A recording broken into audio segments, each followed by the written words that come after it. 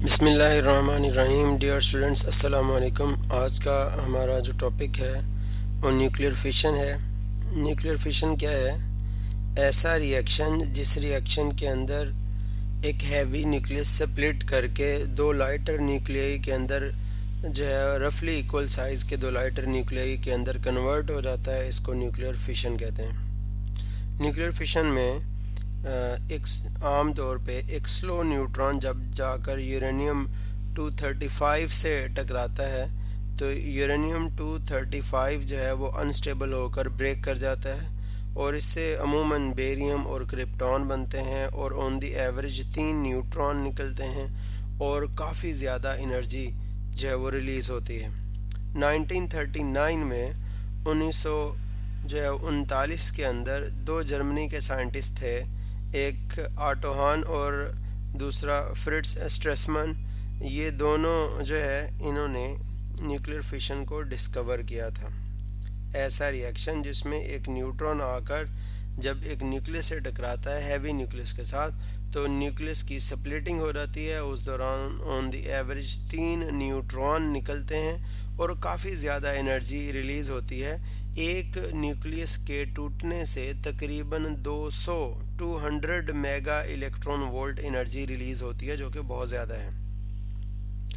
अब इसमें यहाँ पर ये हमने पढ़ा था, ये देखें, ये हमने शो किया, ये यूरेनियम 235 है, उससे आकर एक न्यूट्रॉन टकराता है और वो आगे बेरियम और क्रिप्टॉन में कन्वर्ट हो जाता है। 3 न्यूट्रॉन और क्यू जो है वो हीट को एनर्जी को रिप्रेजेंट कर रहा है, जो कि 200 mega electron volt energy release हो रही है। अब 235 + 1 236 और इधर 92 + 0 92 है। इधर अगर आप देखें तो ये 141 है प्लस 92 प्लस 3, इन सब को ऐड करें तो यहाँ पर भी आपके पास 236 आ जाएगा टोटल। और इसका एटॉमिक नंबर जो है 92 है। 56 और 36 को अगर आप ऐड करते हैं तो ये भी दोनों मिलाकर 90, इसका एटॉमिक नंबर 92 है। अगर इन दोनों को ऐड करें तो यहाँ पर भी 92 आ जाएगा 56 और 36 को ऐड करने पे। फिर उसमें यहाँ पर हमने ये बाइंडिंग एनर्जी पर न्यूक्लियॉन जो है वो कर्व पढ़ी थी। ये कर्व हमें बताती है कि किसी भी एलिमेंट के न्यूक्लियस की फॉर्मेशन के दौरान कितनी एनर्जी पर न्यूक्लियॉन जो है वो रिलीज़ हो रही है। तो यहाँ पर अगर आप इसको देखें,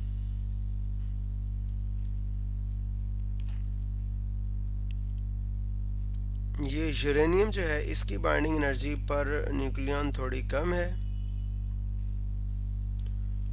और जो इससे बेरियम और क्रिप्टॉन बन रहे हैं उनकी binding energy per nucleon comparatively uranium से ज़्यादा है। ये बेरियम है, ये क्रिप्टॉन है, ये वाली एनर्जी ज़्यादा है। डिफरेंस कितना है आप इधर से चेक कर सकते हैं।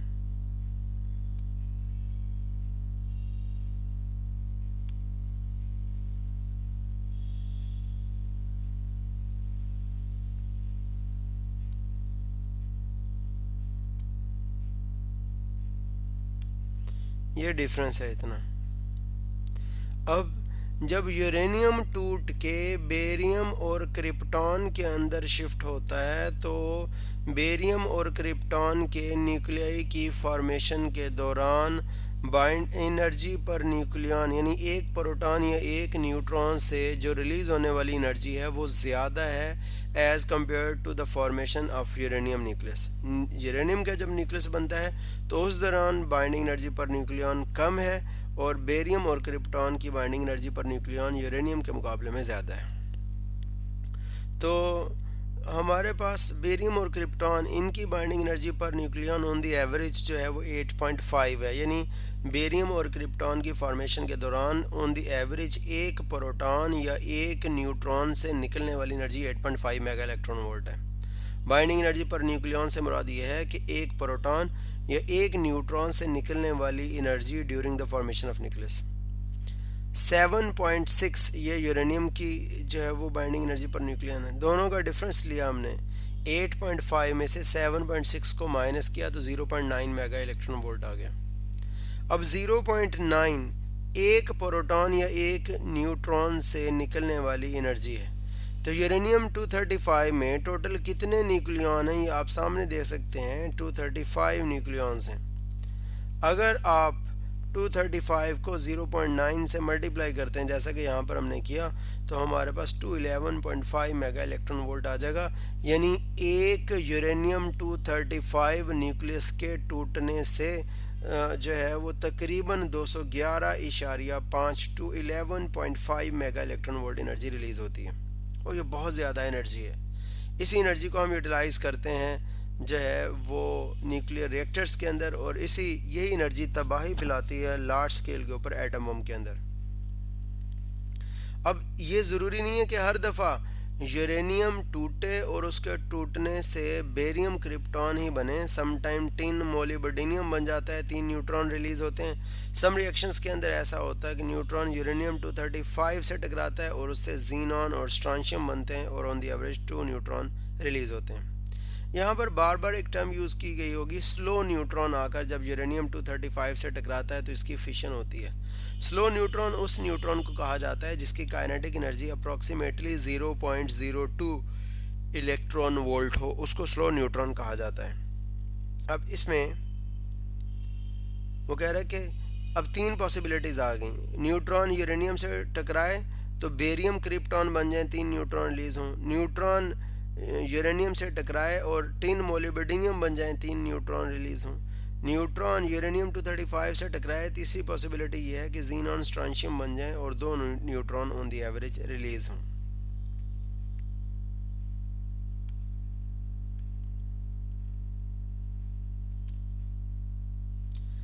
अब इसके साथ ही हम डिस्कस करेंगे न्यूक्लियर चेन रिएक्शन को कि वो क्या होता है।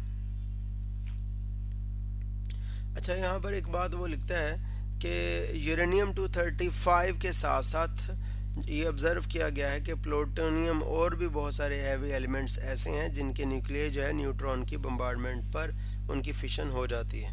तो यहाँ पर ये दिखाया गया है, एक न्यूट्रॉन आकर न्यूक्लियस को टूटता है, से टकराता है तो न्यूक्लियस टूट जाता है 2 टुकड़ों के अंदर, और on the average 3 neutron release होते हैं। ये 3 न्यूट्रॉन आगे जाकर इधर इस न्यूक्लियस से टकराए, इधर भी 3 न्यूट्रॉन निकले, इसकी फिशन होगी, इधर भी फिशन होगी, इधर भी फिशन होगी। अब चेन रिएक्शन कौन सा है? चेन रिएक्शन वो रिएक्शन होता है जिसमें एक रिएक्शन के बाद दूसरा, दूसरे के बाद तीसरा, तीसरे के बाद, यानी रिएक्शन अपने कांस्टेंट रेट के ऊपर जो है वो होता रहता है। तो अब इसमें वो कह रहा है कि फ़र्ज़ करें ये एक न्यूट्रॉन आया और ये स्लो न्यूट्रॉन आकर यूरेनियम के इस न्यूक्लियस से यहाँ पर टकराया, तो हुआ क्या कि इस न्यूक्लियस की जब फिशन हुई यूरेनियम 235 के न्यूक्लियस की, तो उसमें जो है वो ऑन दी एवरेज 3 न्यूट्रॉन निकले, एक इधर चला गया, एक इधर चला गया, एक इधर चले गए।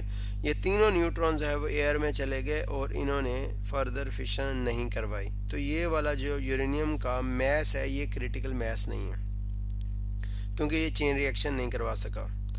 अब ये जो यूरेनियम का मैस है 235 का, एक न्यूट्रॉन आता है इधर न्यूक्लियस से टकराता है, न्यूक्लियस के 2 टुकड़े हो जाते हैं और फिशन के साथ 3 न्यूट्रॉन ऑन दी एवरेज निकलते हैं, एक ये इस तरफ सामने आ रहा है। ये जो न्यूट्रॉन सामने आ रहा है ये फर्दर एक दफ़ा और फिशन रिएक्शन करवाता है, उसके बाद फिर जो न्यूट्रॉन पैदा हो रहे हैं वो कोई फिशन नहीं करवाते हैं, तो ये भी क्रिटिकल मैस नहीं है। अब ये वाला देखें, इसको हम कहते हैं कि एक न्यूट्रॉन आया, उसने फिशन की,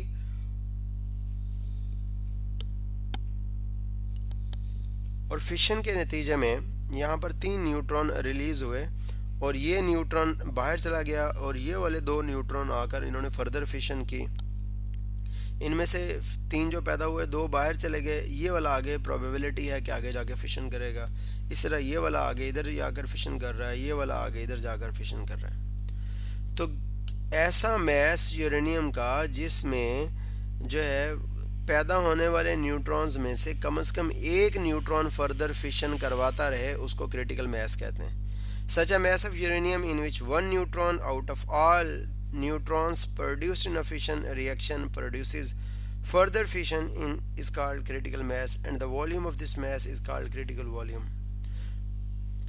यूरेनियम का वो मैस जिसमें पैदा होने वाले 3 न्यूट्रॉन्स में से कम एक न्यूट्रॉन जो है आगे फर्दर फिशन करवाता रहे उसको क्रिटिकल मास कहते हैं और उसके कॉरस्पॉन्डिंग वॉल्यूम को क्रिटिकल वॉल्यूम कहते हैं। यूरेनियम 236 का क्रिटिकल मास 10 kg है, एक बुक में लिखा हुआ था।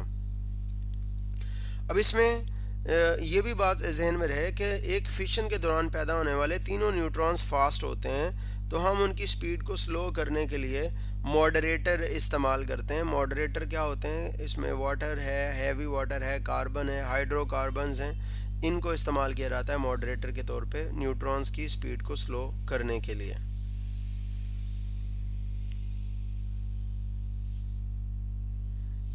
इसके साथ यहाँ पर वो ये भी कह रहा है कि सम टाइम ऐसा होता है कि हम इन न्यूट्रॉन्स को, हम चाहते हैं कि ये न्यूट्रॉन जो है ये वाले जाकर आगे फर्दर फिशन ना करें, ये वाले न्यूट्रॉन आगे जाकर फर्दर फिशन ना करें, हम फिशन चेन रिएक्शन को स्टॉप करना चाहते हैं। तो उसके लिए हम क्या करते हैं? उसके लिए हम ऐसे एब्जॉर्ब रॉड यूज़ करते हैं जो न्यूट्रॉन्स को एब्जॉर्ब करने के बाद खुद अनस्टेबल नहीं होते। उनमें कैडमियम बहुत ही इम्पोर्टेंट है। कैडमियम और बोरॉन के रॉड यूज़ किए जाते हैं जो इन न्यूट्रॉन्स को एब्जॉर्ब कर लेते हैं और फिशन चेन रिएक्शन या फिशन रिएक्शन नहीं होने देते। तो ये रॉड बोरॉन और कैडमियम के बने होते हैं। तो क्रिटिकल मास से रेलेवेंट 3 स्टेप हैं। फर्स्ट करें, मैं कह रहा हूँ ये क्रिटिकल मास का लेवल है। अगर जो मास है हमारे पास अवेलेबल जिसमें हमने फिशन करवानी है, अगर वो क्रिटिकल मास के बराबर है तो फिर फिशन रिएक्शन होगा, चेन रिएक्शन कंट्रोल्ड वे में होगा। यानी हर पैदा होने वाले तमाम न्यूट्रॉन्स में से कम एक न्यूट्रॉन फर्दर फिशन करवाता रहेगा। और अगर हमारे पास जो अवेलेबल मास है वो क्रिटिकल मास से ज़्यादा है तो फिशन चेन रिएक्शन होगा, लेकिन अनकंट्रोल्ड होगा जैसा कि एटम बम में होता है। और अगर हमारे पास अवेलेबल मास इस क्रिटिकल मास का लेवल है उससे कम हो तो फिर फिशन चेन रिएक्शन होगा ही नहीं। मैं फिर रिपीट करता हूँ, अगर जो मास हम यूज़ करें फिशाइल मटेरियल का वो क्रिटिकल मास के बराबर है तो फिशन चेन रिएक्शन होगा कंट्रोल्ड वे में, जैसा कि न्यूक्लियर पावर प्लांट्स में होता है, एटमी बिजली घरों में। और अगर हमारे पास जो यूरेनियम का मास जो हम यूज़ कर रहे हैं वो क्रिटिकल मास से कम है तो फिशन चेन रिएक्शन नहीं होगा। अगर हमारे पास जो हम यूरेनियम का मास यूज़ कर रहे हैं वो इस क्रिटिकल मास के लेवल से ऊपर है तो फिर फिशन चेन रिएक्शन होगा, लेकिन अनकंट्रोल्ड वे में होगा जैसा कि एटम बम में होता है। तो इस टॉपिक में इतना ही काफ़ी है, बाकी मज़ीद फिर इंशाल्लाह नेक्स्ट टॉपिक में पढ़ेंगे। अल्लाह हाफ़िज़।